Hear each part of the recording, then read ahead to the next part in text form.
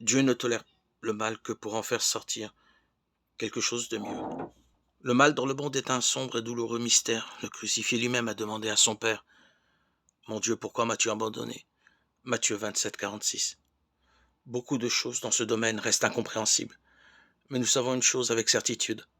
Dieu est bon à 100%. Il ne pourra jamais être l'auteur de quelque chose de mauvais. Dieu a créé un monde bon, mais inachevé. Par des bouleversements violents et des processus douloureux, le monde va vers son achèvement. Il convient de mieux distinguer ce que l'on appelle le mal physique, un handicap congénital par exemple, ou une catastrophe naturelle, et le mal moral qui vient du mauvais usage de la liberté dans le monde.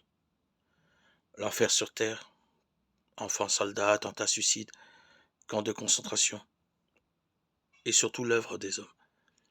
La question déterminante n'est donc pas comment peut-on croire en un Dieu bon alors qu'il y a tant de mal.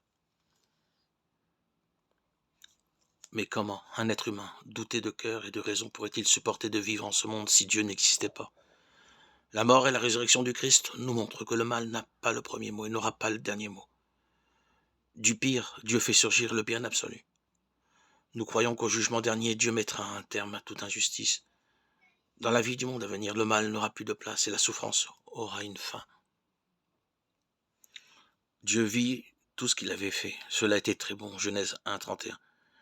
J'estime en effet que les souffrances du temps présent ne sont pas comparées à la gloire qui doit se révéler en nous.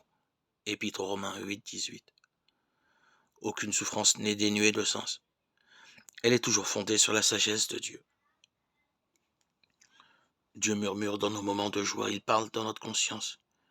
Mais il parle haut et fort dans nos souffrances. Elles constituent son mégaphone pour réveiller un monde engourdi,